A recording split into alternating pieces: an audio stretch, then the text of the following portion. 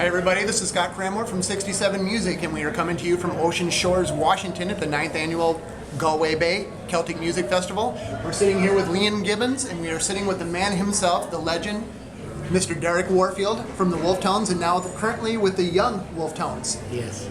He's been kind enough to sit with us and ask a few questions, and we are very honored to have you do so, sir. Welcome to Ocean Shores. Thank you very much indeed. And congrats on a great, grand career. It's been a fantastic career, and thank you for all of the music that you've given us. Some great stuff. I wanted to ask you, now with the young Wolfe Tones, this isn't really a continuation, so to speak, of the Wolfe Tones. This is something, a brand new chapter. Yes, well, the old band broke up back in 2000. I sought to, I knew I had to record a lot of music that I collected over the years, and with the old band they become artistically stale. They never recorded a CD for 13 years, and so I formed Young Wolfe Tones around 2003, and it gave me a new lease of life. It was possible then for me to launch, if you like, music that I had stored through my travels in Australia, here in America. So I completed 3 CDs on the American Civil War, 1 CD on the Irish involvement in Australia, 2 CDs on the Irish involvement in Scotland, and currently and a couple of books.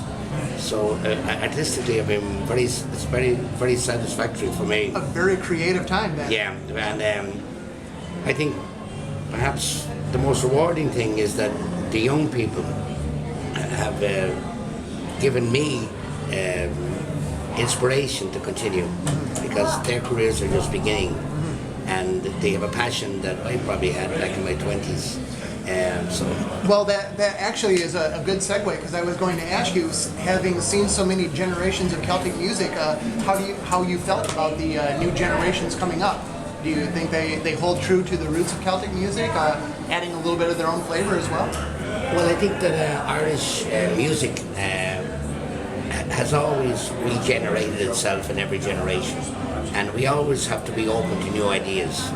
You know, when people ask me about the way music changes, I always say to them, when Turlough O'Carolan was playing the harp, he appropriated many new ideas that were coming from the continent, and he was shunned by the harpers for doing that.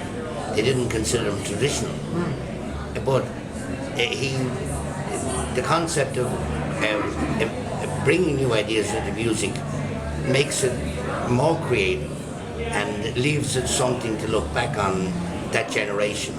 And so I'm always very supportive of any young people that come in with new ideas, even if those ideas sometimes go away from tradition.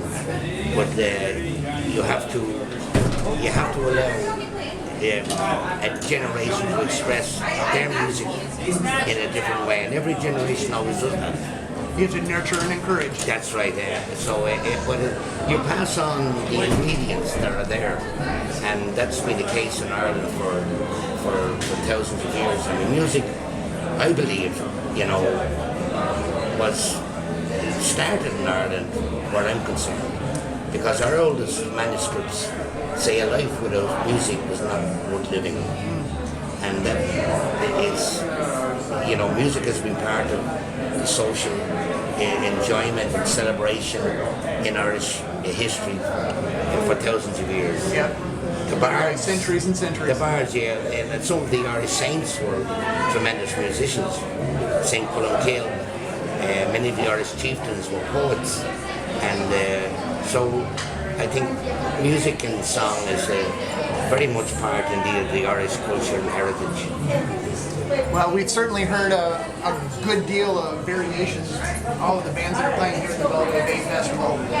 When you take the stage tonight, is there going to be a mix of some of the older material with the new material? Or are we going to see a rousing set? Yeah, I think, I always write songs and about topics that I feel.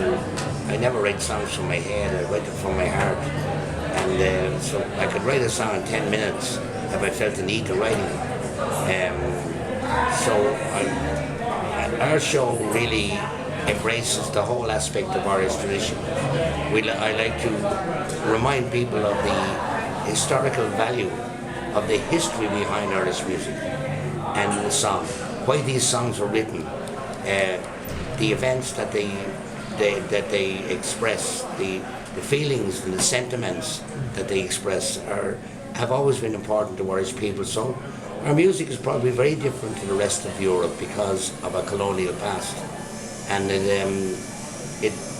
makes our songs, and they're very simple songs that we sing, a unique source of historical information for many historians, because when you go back in history, and I said it last night on stage, other nations across Europe could celebrate and memorialize their heroes and patriots in monuments, with great celebrations, in great ceremonies. We could never do that in Ireland. Our monuments are in our music. Right. Our monuments are in our songs, they're in our ballads, they're in our poetry, our literature, and they could never be taken away from the Irish people. But they cost nothing except the lips of those who would sing and the ears of those who would listen. So our songs indeed are the embodiment of a whole struggle for identity and nationality. Come out, shibboleth times, come out and fight for your life, come on. Show your white for you and medals on a Flanders. How the IRA made you run like hell away from the green and lovely lakes up near the Shire.